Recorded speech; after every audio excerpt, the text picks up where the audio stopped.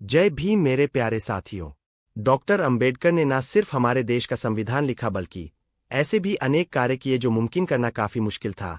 आपने बाबा साहब अंबेडकर की बहुत सी बातें सुनी होंगी, लेकिन शायद ही यह किसी ने बताया होगा कि बाबा साहब अंबेडकर का भरी सभा में फटे जूतों को लेकर कितना मजाक उड़ाया गया था। तो आइए दोस्तों, अंबेडकर की इस कहानी को हम अपने वीडियो के माध्यम से आपको बताते हैं। मैं आप सभी से गुजारिश करता हूं कि वीडियो को पूरा जरूर देखें, क्योंकि मैं नहीं चाहता कि बाबा साहब अंबेडकर से संबंधित कोई भी जानकारी किसी को आधी अधूरी हो। अगर आप वीडियो नहीं देखना चाहते तो कृपा करके वीडियो को अभी छोड़ दें। अगर वीडियो अच्छी लगे तो हमारे चैनल को सब्सक्राइब जरूर करें। तो आइए दोस्तों, शुरू करते हैं बाबा साहब अंबेडकर की संघर्ष भरी कहानी को। साल 1927 का दौर था। यह वह समय था जब भारत अंग्रेजों के शासन में था और समाज में जाति पाति का भेदभाव अपनी चरम सीमा पर था। अस्पृश्यता और जातिगत भेदभाव के कारण निचली जातियों के लोगों को समाज में बहुत अपमान और दुर्व्यवहार का सामना करना पड़ता था। ऐसे ही विषम परिस्थितियों में एक व्यक्ति ने समाज के असमानता के खिलाफ आवाज उठाई और लाखों लोगों के लिए प्रेरणा का स्रोत बने। वह व्यक्ति थे डॉक्टर भीमराव अंबेडकर, जिन्हें हम सभी बाबा साहेब के नाम से जानते हैं। बाबा साहेब अंबेडकर का जीवन संघर्षों से भरा हुआ था। उन्होंने समाज के निचले तबके के लोगों के लिए अपने जीवन को समर्पित कर दिया था। उनका सपना था एक ऐसा समाज जहां सबको समान अधिकार मिले और कोई किसी के साथ भेदभाव न करे। लेकिन यह राह आसान नहीं थी। इस सफर में उन्हें अपमान, तिरस्कार और मजाक का सामना करना पड़ा। लेकिन वह कभी रुके नहीं, बल्कि हर चुनौती को उन्होंने अपने हौसले से पार किए। एक महत्वपूर्ण घटना, फटे जूते और समाज का तिरस्कार। बाबा साहेब की जिंदगी में एक ऐसी घटना घटी जिसने उन्हें समाज की सच्चाई का एहसास कराया और उन्हें अपने संघर्ष को और मजबूत करने की प्रेरणा दी।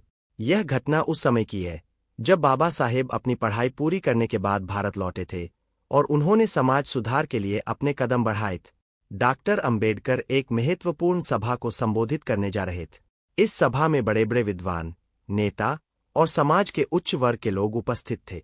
बाबा साहेब जब सभा में पहुंचे तो उन्होंने साधारण कपड़े पहने हुए थे और उनके जूते फटे हुए थे।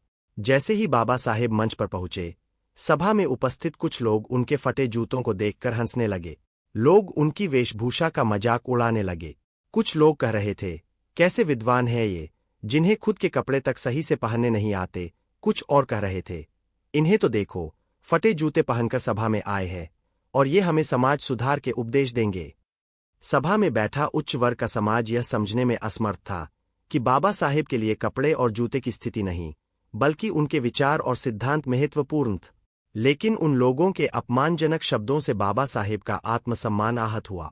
सभा में उपस्थित लोगों के मजाक और उपहास को सुनकर बाबा साहेब ने अपनी वाणी में एक ठहराव लाते हुए माइक संभाला। उन्होंने सबकी ओर देखा। उनकी आंखों में आत्मविश्वास की चमक थी।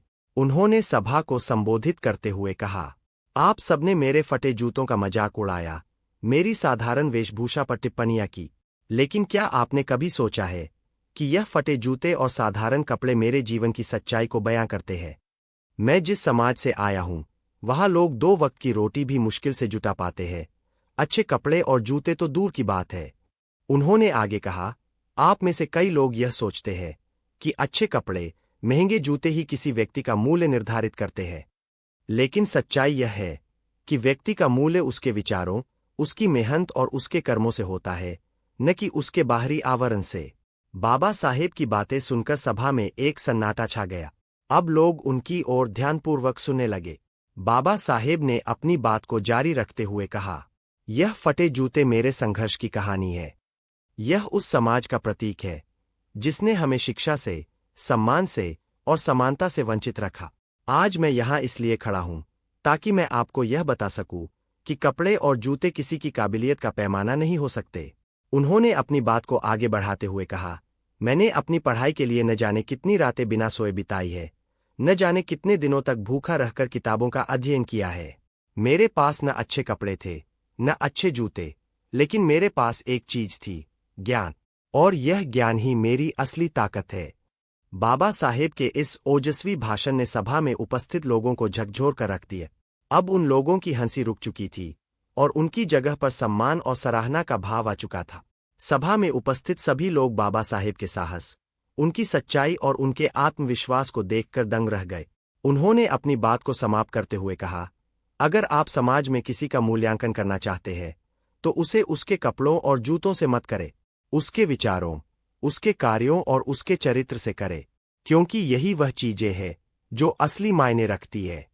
बाबा साहेब के इन शब्दों ने समाज के उन लोगों को यह एहसास कराया कि सच्ची महानता व्यक्ति के बाहरी आवरण में नहीं बल्कि उसके अंदर के गुणों में होती है। इस घटना के बाद बाबा साहेब अम्बेडकर का नाम और भी अधिक प्रतिष्ठित हो गया। लोग अब उनके विचारों को गंभीरता से लेने लगे। उन्होंने अपने जीवन में कभी भी समाज के तानों को अपने ऊपर हावी नहीं होने दिए। इसके बजाय उन्होंने अपने संघर्ष और ज्ञान के माध्यम से समाज में बदलाव लाने का काम किया। यह घटना बाबा साहेब के जीवन में एक महत्वपूर्ण मोड़ थी। इसने उन्हें और भी मजबूत बना दिया और उन्होंने समाज सुधार के लिए अपने प्रयासों को दोगुना कर दिया। उन्होंने इसके बाद कई और सुधार आंदोलन चलाए, जिनका उद्देश्य समाज के निचले तबके के लोगों को समान अधिकार दिलाना था। बाबा साहेब अम्बेडकर ने हमें यह सिखाया कि समाज में चाहे कितनी भी कठिनाइयां आएं, हमें अपने सिद्धांतों और आदर्शों पर अडिग रहना चाहिए। उन्होंने दिखाया कि सच्ची महानता बाहरी दिखावे में नहीं, बल्कि हमारे विचारों, हमारे कामों और हमारे संघर्ष में होती है। उन्होंने कहा था, मैं ऐसे धर्म को मानता हूं जो स्वतंत्रता, समानता और भाईचारे को सिखाता है।